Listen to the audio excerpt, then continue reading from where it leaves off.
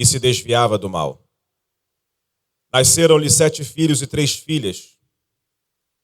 Tinha 7.000 ovelhas, 3.000 camelos, 500 juntas de bois e 500 jumentas.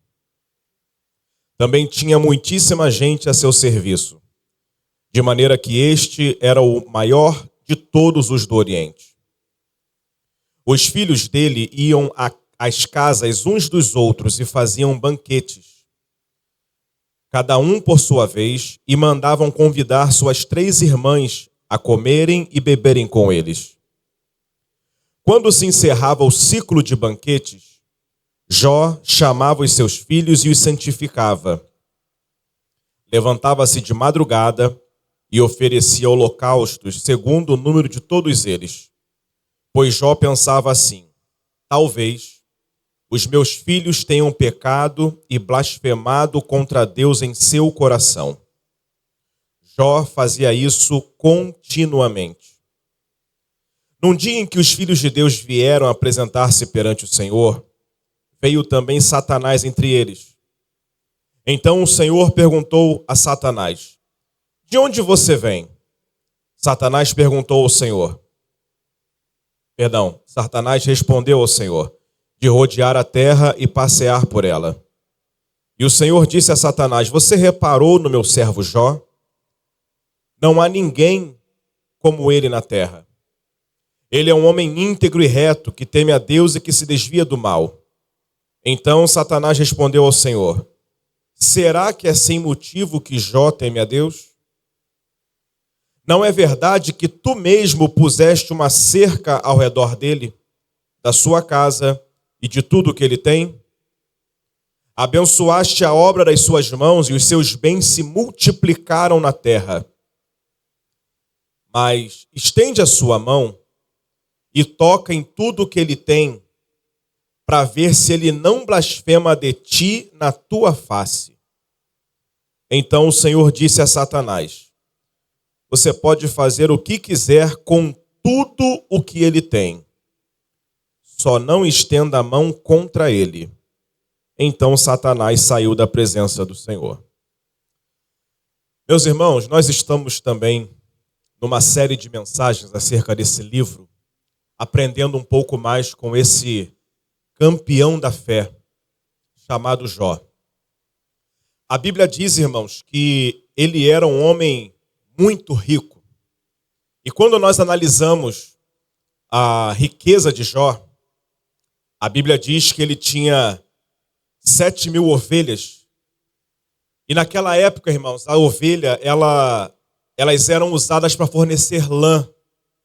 Então Jó, ele era dono de uma indústria têxtil daquela época.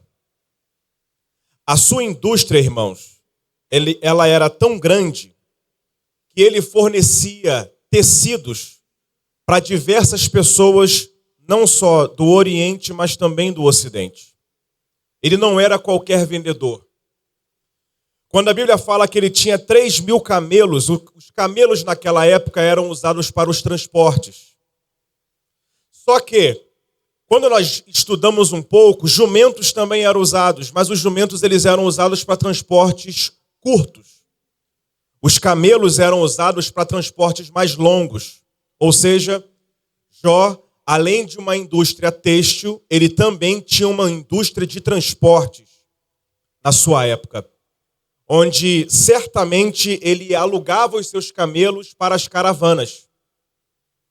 Quando a Bíblia fala que ele tinha 500 juntas de bois, as juntas elas eram usadas em duplas para arar a terra. Então você consegue imaginar o tamanho de terra que esse homem não tinha. Quando a Bíblia fala que ele tinha 500 jumentas, as jumentas elas produziam um leite específico que era uma iguaria naquela época. Tamanha era a riqueza de Jó. Quando Satanás se apresenta para Deus, ele vem indagando, ele vem mostrando algo que até no Novo Testamento nós vemos.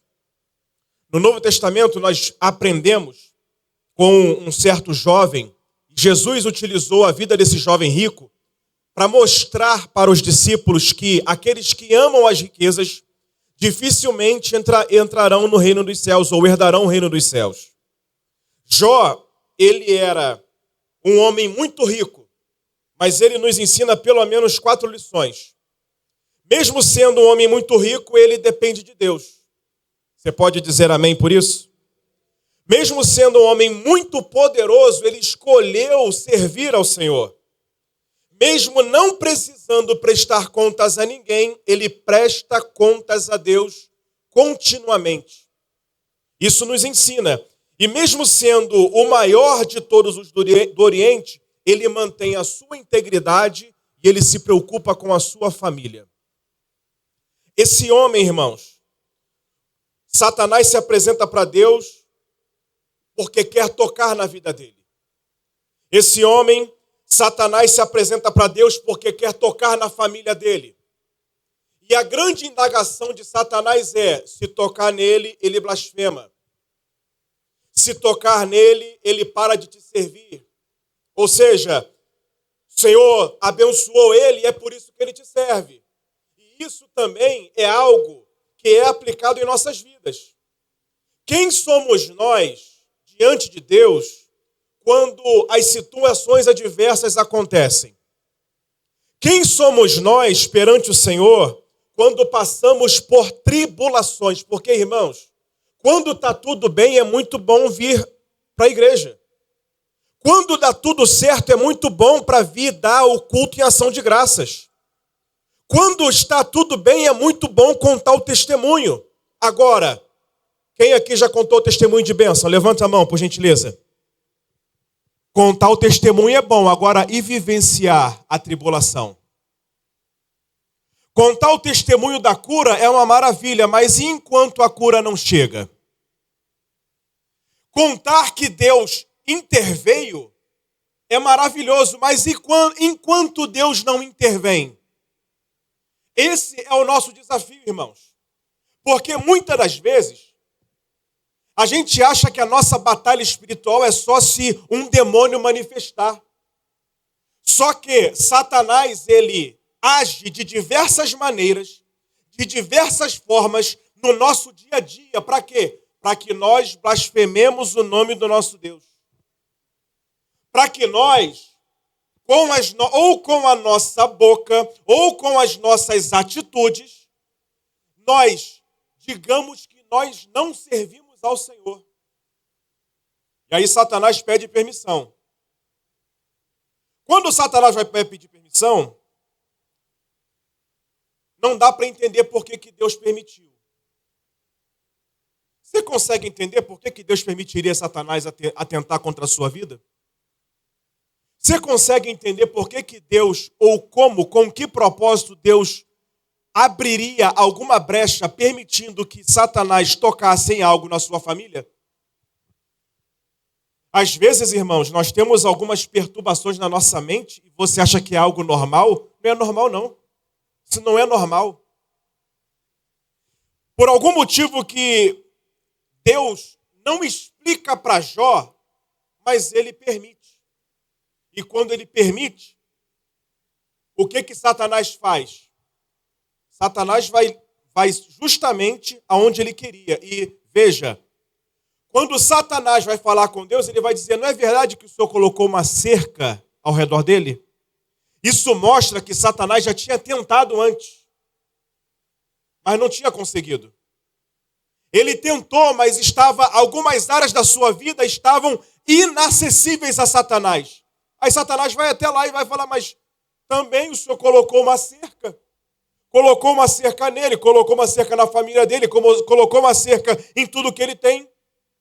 A versão King James vai dizer: o Senhor pessoalmente abençoou tudo que ele tem. Satanás está dizendo assim, ó, que Deus pessoalmente foi lá e abençoou tudo de Jó.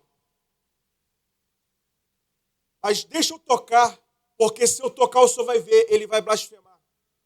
E aí, irmãos, Satanás toca. E quando Satanás toca, ele espera uma reação. Quando Satanás toca, ele espera o quê? Que Jó blasfeme. Você precisa entender que quando coisas ruins acontecem na sua vida, A expectativa do inferno é que você blasfeme. Quando coisas ruins acontecem e advêm na sua vida, você precisa entender que a expectativa do teu adversário é que você largue os pontos. A expectativa do teu adversário é que você saia da presença de Deus. A expectativa do teu adversário, do teu inimigo, chamado Satanás, é que você simplesmente abandone tudo e largue a Deus. E cá para nós, tem hora que dá vontade, sim ou não? Ou você é um super crente, uma super crente que você acorda todos os dias, super, hiper, mega feliz da vida. Eu não sou desse. Não sou. Não é todo dia que eu estou a fim de pregar. Não é todo dia que eu estou com uma força, com uma fé inabelável para orar. Não. Quem me vê na igreja, às vezes, orando por enfermos, e temos tido testemunhos de pessoas sendo curadas durante o culto, aí acha que a nossa vida é todo dia isso. Não, irmãos. Não é. Aliás, uma das maiores decepções que se cria é uma expectativa exacerbada de que vida cristã são só altos. Não. São tudo mil maravilhas. Como diz aquele hino, aquele louvor, agora é só vitória, é só vitória, é só vitória. Não, irmãos. Vida cristã não é isso. Tem muita gente na igreja passando por tribulações. Tem muita gente na presença de Deus enfrentando diversos problemas.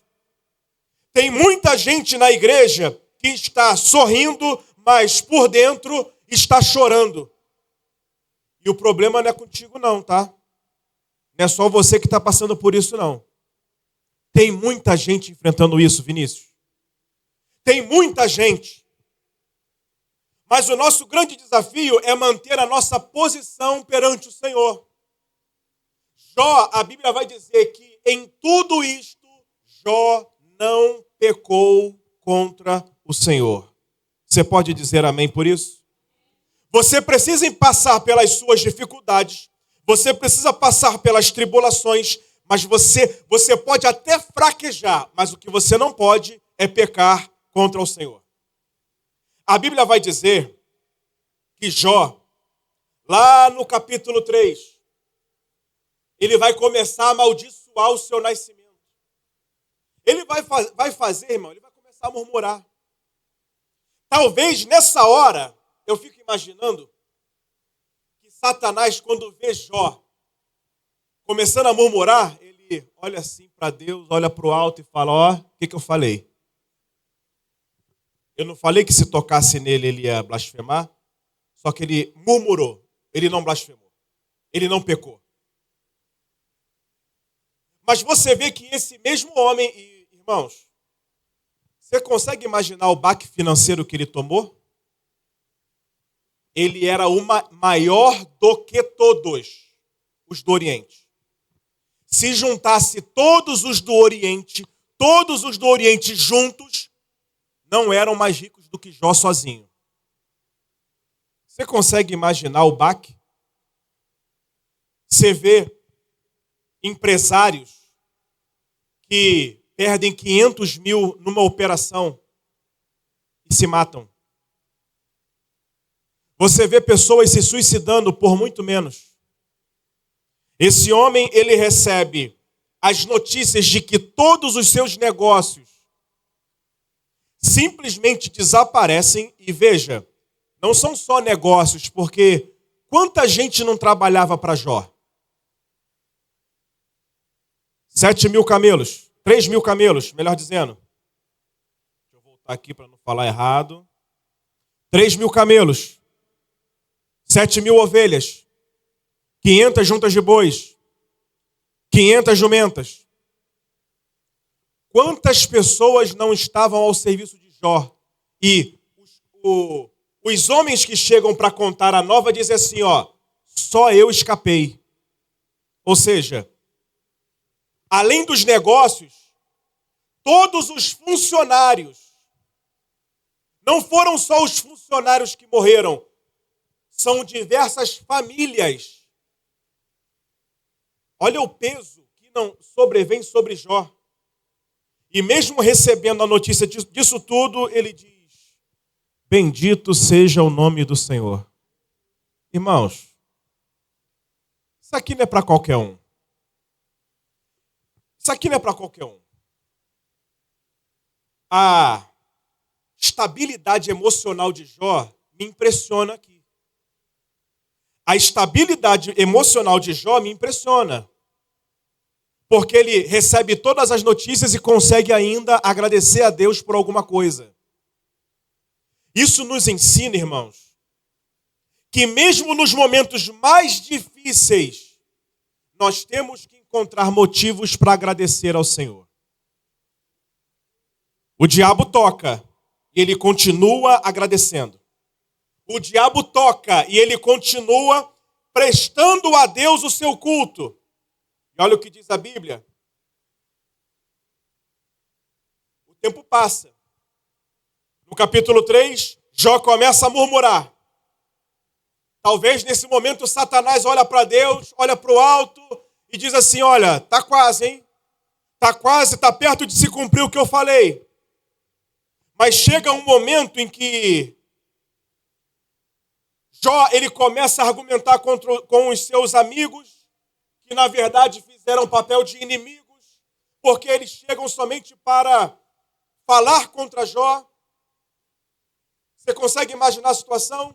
Pessoas que chegam para te consolar e na verdade não te consolam em nada. E ele tenta rebater tudo. Ele tenta rebater. Ele tenta rebater. E chega no capítulo 19, versículo 25, ele diz: porque eu sei que o meu Redentor vive, e que por fim se levantará sobre a terra. E depois de consumida a minha pele, ainda em minha carne verei a Deus. Vê-lo-ei por mim mesmo, e os meus olhos, e não outros, verão, e por isso o meu coração se consome dentro de mim. Ele continua dizendo que a sua esperança continua no Senhor. Ele continua dizendo que a sua esperança está diante do Senhor. No capítulo 13, versículo 15, ele diz: ainda que ele me mate, nele esperarei. Ou seja, eu não tenho outro caminho para esperar senão no meu Deus. Eu não tenho outro lugar para esperar senão no Senhor. Eu quero te perguntar nessa noite: como tem estado a sua fé?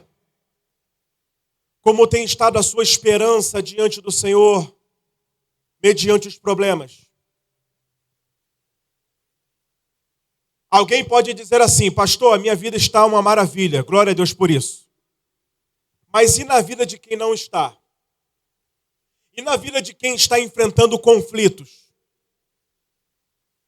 Tem gente que a enfermidade não é visível.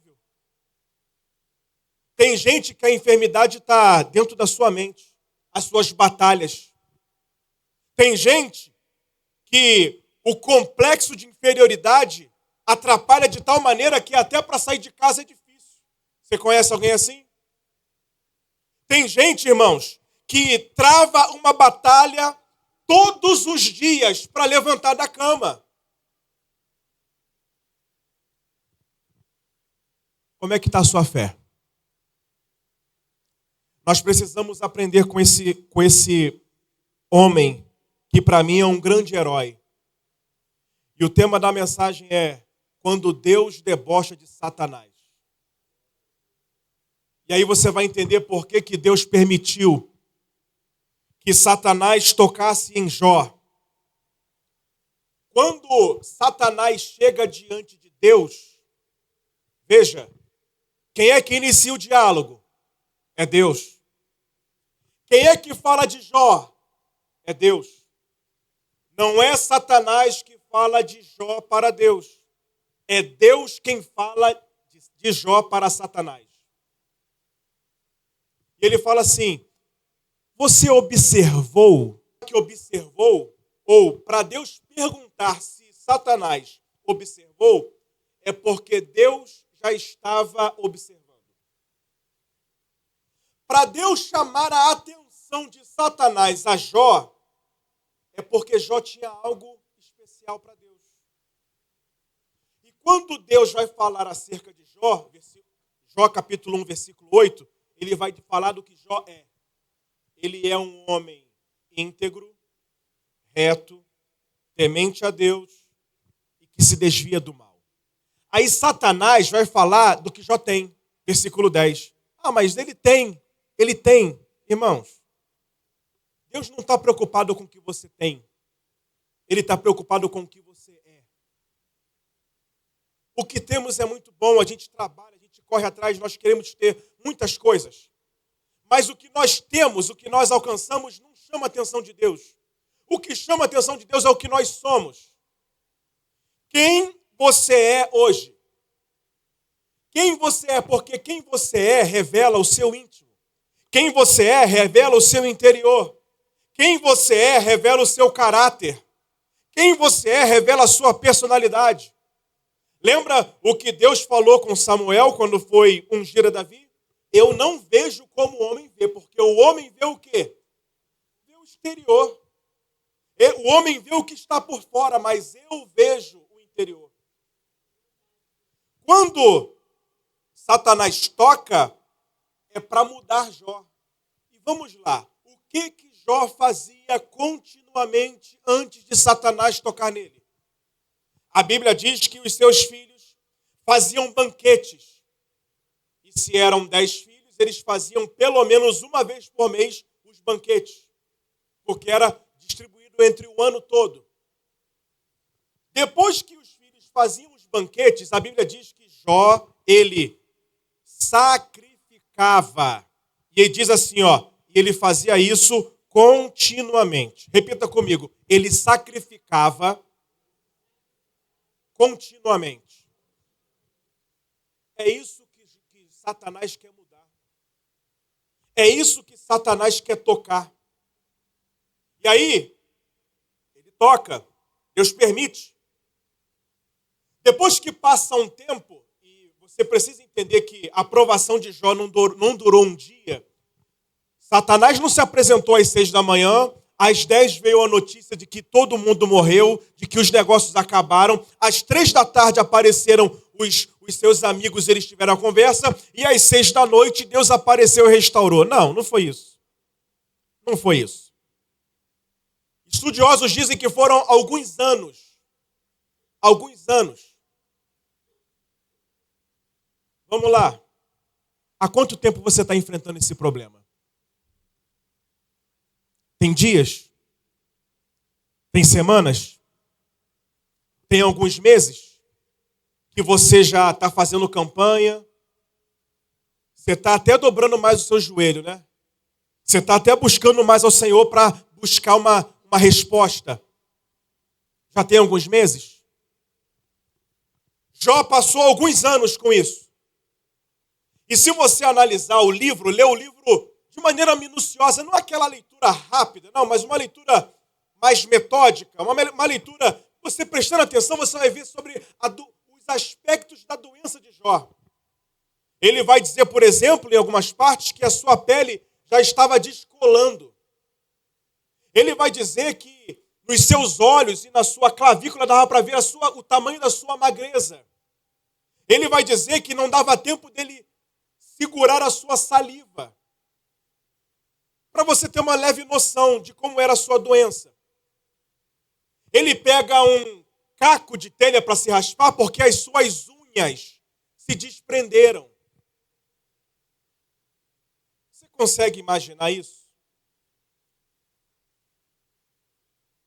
Isso muda ou não muda uma pessoa? Muda. Dá para continuar super crente assim, irmãos? Irmãos, isso é um desafio. Depois de tudo isso, quando Deus aparece, Deus não responde nada do que Jó perguntou. Deus não fala de nada do que Jó indagou. Deus vai fazer perguntas para colocar Jó no lugar dele. E quando Deus vai falar com os amigos de Jó, fala assim, vocês falaram de mim o que não era reto. Agora, vocês vão trazer novilhos e vocês vão pedir a Jó para que Jó ore. Não, peraí, Senhor. Eu vou orar? Depois de tudo isso, Deus fala assim, Jó, ora pelos teus amigos. Senhor, mas eu estou aqui já há alguns meses, eles estão falando mal de mim. Eu quero que você ore por eles. William, Jó ainda estava doente, sim ou não?